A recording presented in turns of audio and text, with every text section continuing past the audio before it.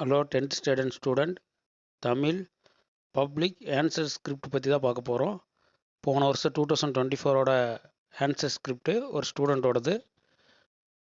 அதை scan copy அதுதான் பார்க்க போகிறோம். ஓகேங்களா? ஃபஸ்ட்டு ஃப்ரண்ட் சீட்டு இப்போ பார்த்துட்டு இருக்கிறது ஃப்ரண்ட் சீட்டில் பார்த்தீங்கன்னா பார் கோடு இருக்கும். DGSSLC examination March April 2024. Roll number, register number அதை கொடுத்துருக்காங்க. கேண்டிடேட் நேம் இருக்கும், யூனிக் ஐடி இருக்கும், subject name language 1 Tamil, applied for scan copy. இவங்க இந்த பேப்பரை ஸ்கேன் காப்பி வாங்கின பேப்பர் இது. அதை பற்றி தான் பார்க்க போகிறோம். ஓகேங்களா? அதில் பார் கோடெல்லாம் இருக்கும். அதில் எக்ஸாம் ப்ராசஸ் அது நம்மளுக்கு தேவையில்லை, அடுத்து பார்க்கலாம். அதில் பார்த்தீங்கன்னா டிசைனேஷன், சிக்னேச்சர் இதெல்லாம் இருக்கும். அதில் எக்ஸாம் சூப்பரண்ட் போடுறது. அடுத்தது மூவ் பண்ணுறேன். அடுத்து பார்த்தீங்கன்னா தேர்வுத்துறை, அரசு தேர்வுத்துறை, டிபார்ட்மெண்ட் ஆஃப் எக்ஸாமினேஷன். இது பார்த்தீங்கன்னா ஃப்ரண்ட் சீட்டு. ஓகேங்களா?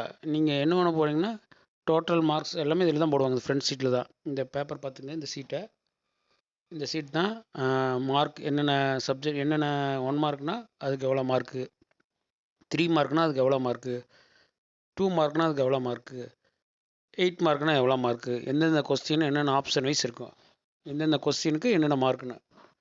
ஓகேங்களா? ஒரு டோட்டலாக 1 மார்க், டோட்டல் 1 மார்க் 15, அப்படி 2 மார்க் டோட்டலாக 24, 3 மார்க் டோட்டலாக 8 மார்க்கில் சேர்த்து 59, டோட்டலாக 98. அது அப்படியே தான் இங்கேயே போடுவாங்க. ஒரு இண்டிவிஜுவலாக மார்க்கு இதில் போடுறதாங்க. இந்த ஆன்சர் ஸ்கிரிப்ட் வந்து 98 மார்க்கான ஸ்டூடெண்ட்டோட ஆன்சர் ஸ்கிரிப்ட். நீங்கள் எப்படி ப்ரெசன்டேஷன் பண்ணணுன்னு இதில் பார்க்கலாம். அதையும் நான் எக்ஸ்பிளைன் பண்ணுறேன். இதில் பார்த்தீங்கன்னா முன்னாடி தேர்வுத்துறை செய்யக்கூடியவை 2 கொடுத்துருக்காங்க. முகப்பு சீட்டு உரிய இடத்தில் கையொப்பமிட வேண்டும். விடைத்தாளில் இருபுறமும் எழுத வேண்டும், 2 பக்கமும் எழுதணும். செய்முறை யாவும் விடைத்தாளின் கீழ்ப்பகுதியில் இடம்பெற வேண்டும். சரியான வினா எண் தவறாமல் எழுத வேண்டும். கொஸ்டின் நம்பர் ரொம்ப மஸ்ட்டு அண்ட் ஆப்ஷனும் மஸ்ட்டு. இரு விடைகளுக்கிடையே இடைவெளி விட்டு எழுத வேண்டும். Leave space between 2 answers. விடைத்தாளின் நீலம் அல்லது கருப்பு போன்ற மையங்களை விட்டு தான் எழுத வேண்டும். Answer must be written either blue or black ink pen. ஓகேங்களா? Cross the unwritten pages. அப்படின்னா விடைத்தாளின் எழுதாத பக்கங்களை சைக்கோட் பண்ணணும். அப்படின்னா கோடு போட்டு அடிச்சு விட்றணும். வினாத்தாளின் எந்தவித குறியீடு இருக்கக்கூடாது. எந்த கொஸ்டின் பேப்பரில் எதுவுமே குறிக்கக்கூடாது. நீங்கள் ரிஜிஸ்டர் நம்பர் மட்டும்தான் எழுதணும். விடைத்தாளில் எந்த ஒரு பக்கத்திலும் தேர்வு எண் பெயர் எழுதக்கூடாது. விடைத்தாளில் ஆன்சர் ஸ்கிரிப்டில் ஃப்ரண்ட் சீட்டில் மட்டும்தான், இங்கே மட்டும்தான் அது நீங்கள் எதுவுமே எழுதவே வேண்டாம். அவனே பிரிண்ட் பண்ணி கொடுத்துருப்பாங்க ஃபோட்டோவோட. இதில் எதுவுமே பண்ண தேவையில்லை. விடைத்தாளின் புத்தகத்தின் எந்த தாளையும் கிழிக்கவோ நீக்கவோ கூடாது. விடைத்தாளின் எழுதிய ஒன்றுக்கு மேற்பட்ட அனைத்து சரியான விடைகளையும் அடித்தல் கூடாது. சைக்யூட் பண்ணக்கூடாது. ஓகேங்களா? அப்புறம் பார்த்தீங்கன்னா படிவம் கொடுத்துருப்பான். நம்மளுக்கு கொஸ்டினில் என்ன படிவம் கொடுத்துருக்கானோ அதை மட்டும் எழுதினா போதும். இதில் 4 படிவமும் கொடுத்துருவான். அந்த புக்லெட் கூட அட்டாச் ஆகிருக்கும். 4 படிவம்: நூலக உறுப்பினர் படிவம், மேல்நிலை சேர்க்கை விண்ணப்ப படிவம், அப்புறம் விளையாட்டு மேம்பாட்டு ஆணையத்தின் உறுப்பினர் படிவம், பணி வேண்டி வேலைவாய்ப்பு தர பட்டியல் படிவம், இதெல்லாம் கொடுத்துருவான். அதை நீங்கள் உங்களுக்கு எது வேணுமோ அதை எழுதணும். பார்த்தீங்கன்னா இதில் என்னென்னா சேர்க்கை விண்ணப்ப படிவம் கொடுத்துருக்கான். ஸோ நீங்கள் அதை மட்டும் தான் நீங்கள் எழுதணும். இதில் பார்த்தீங்கன்னா ஒரு செயற்கை விண்ணப்ப படிவத்தில் அவன் டோட்டல் மார்க்கு அவனே கொடுத்துட்டானா 500க்கு 499. இது நம்ம கொஸ்டினில் கொடுக்கல. ஆனால் ஒரு வேளை உனக்கு 410 ஏதோ கொடுத்துட்டானா நீங்களே தான் எல்லாத்துக்கும் பிரித்து மார்க் போடணும். ஓகேங்களா?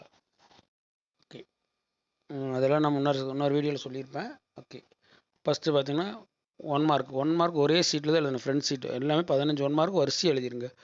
கொஸ்டின் நம்பர் வித் ஆப்ஷன், அப்புறம் ஆன்சர் ஃபுல்லாக எழுதணும். ஓகேங்களா? ஒரே சீட்டில் எழுதிருங்க. உங்களுக்கு திருத்தறதுக்கு கொஞ்சம் ஈஸியாக இருக்கும். அதுக்கு தான் ஒரே சீட்டில் எழுத சொல்கிறாங்க. இந்த 1 மார்க் மட்டும் ஒரே சீட்டில் எழுதினா கொஞ்சம் அவங்களுக்கு கம்ஃபர்டபுளாக இருக்கும் திருத்தறதுக்கு. இல்லைன்னா பேஜை திருத்தி 1 மார்க்காக போட்டிருக்கணும். ஸோ அதனால் சொல்கிறேன். வேறு ஒரே சீட்டில் 1 மார்க் எழுதிக்கங்க. அடுத்தது பிரிவு 1 அப்படியே 2 மார்க் அப்படியே பார்த்துட்டே வாங்க. ஓகே, அப்படி எப்படி எழுதியிருக்காருன்னு ஹெட்டிங் எழுதி எல்லா 2 மார்க்கு ஹெட்டிங் எழுதியிருப்பாங்க. ஒரு சில 2 மார்க்கு ஹெட்டிங் இருக்காது, அதை தவிர மீதியில் எழுதியிருப்பாங்க. பாருங்கள், அப்படியே மூவ் பண்ணுற அப்படியே பார்த்துட்டே வாங்க. அடிச்சல் திருத்தலே இல்லாத தெளிவாக ஸ்பெல்லிங் மிஸ்டேக்கில் அதை எழுதணும். அதுக்கு தான் ஃபுல் மார்க் கொடுத்துருப்பாங்க. பாருங்கள், இது வேறு யூடியூப் சேனல்லேருந்து அந்த பிடிஎஃபை டவுன்லோட் பண்ணி தான் உங்களுக்கு கொடுக்குறேன். ஹை ஸ்கூல் யூடியூப் சேனல்லேருந்து. இது எல்லாத்துக்கும் இந்த ஸ்கிரிப்ட் கிடைக்காது. ஸோ அந்த சேனல் இருக்கிறத உங்களுக்கு எல்லாம் தெரியட்டுன்னு அந்த சேனல்லேருந்து டவுன்லோட் பண்ணி உங்களுக்கு போட்டு விட்றேன். பாருங்கள் எப்படி இருக்குதுன்னு. ஓகே, அப்படியே மூவ் பண்ணிடுறேன். அப்படியே பார்த்துட்டே வாங்க. ஓகே, அடுத்தது அப்படி எவ்வளோ பாக்ஸ் போட்டு நீட்டாக எழுதியிருக்காங்க. அழகிட்டு வாய்ப்பாடு பாருங்கள். கடைசியில் என்ன முடி கரெக்டாக எழுதணும். எந்த மாடல் 4 என்றும் வாய்ப்பாட்டில் முடிகிறது என்று எழுத வேண்டும். அப்புறம் அனுப்புனர் பெருநன்ல கடிதத்தில் அப்படியே மூவ் பண்ணுறோம். அப்படியே பார்த்துட்டே வாங்க. ஓகே, அதுக்கு அடுத்ததில் கொஸ்டினில் தெரியும். நவீன மருத்துவ முறை. ஓகே, தெருக்கூத்து இதில் பழைய இதை போன வருஷத்து இந்த வருஷம் அது தெருக்கூத்தை மாற்றிட்டாங்க. கலைஞர் ஒரு புதிய லெசன் இணைச்சிருப்பாங்க, பார்க்கலாம். அதெல்லாம் உங்களுக்கு தெரியும்னு நினைக்கிறேன். ஓகே, அப்படியே மூவ் பண்ணலாம். நெடுவினை எழுதும் போது குறிப்பு சட்டம் போட்டு தான் எழுதணும். குறிப்பு சட்டைகள் உங்களுக்கு ஒரு கம்ஃபர்டபுள் சினாப்ஸ் மாதிரி. ஓகே, அப்படியே மூவ் பண்ணுறேன். மினிமம் பாருங்கள் எத்தனை பேஜ் எழுதியிருக்காங்க பாருங்கள். கட்டுரை தெளிவாக எழுதியிருக்காங்க. அது கட்டுரைக்கு தேவையான பதில் எழுதியிருக்காங்க அவங்க, அவ்வளோதான். வேறு எதுவும் எக்ஸ்ட்ரா பாயிண்ட் எழுதலை. நீங்கள் கட்டுரை முடிஞ்ச அளவு ஹெட்டிங் போட்டு அதுக்கு ரிலேட்டடாக எழுதுங்க. சும்மா சொந்த கதை சோ கதையெல்லாம் எழுதக்கூடாது. சினிமா கதையெல்லாம் எழுதக்கூடாது. அதெல்லாம் மால் ப்ராக்டிஸ் ஆயிடும். சினிமா கதை எழுதுன்னு பார்த்தாங்கன்னா அதை அடிச்சு விட்ருவாங்க, திருத்த மாட்டாங்க. படித்து தான் பார்ப்பாங்க. ரொம்ப ஸ்ட்ரிக்டாக தான் வேலிட் பண்ணுவாங்க. இது கிராஸ் செக் வேறு சீப்னு ஒருத்தர் இருப்பாங்க, அவங்க இதை கிராஸ் செக்கும் கூட பண்ணுவாங்க. ஒவ்வொரு பேப்பரையும் எடுத்து ரேண்டமாக எடுத்து கிராஸ் செக் பண்ணுவாங்க. ஆன்சர் கீ இருக்கும், அதை ஆன்சர் கீ பார்த்து திருத்துவாங்க. ஓகே, உங்களுக்கு அடுத்து பப்ளிக் ஆன்சர் கீ எப்படி இருக்குன்னு அது நான் உங்களுக்கு சொல்கிறேன். அதையும் வீடியோ போடுறேன். நெக்ஸ்ட் வீடியோ அதாக தான் இருக்கும். ஓகே, பாருங்கள்.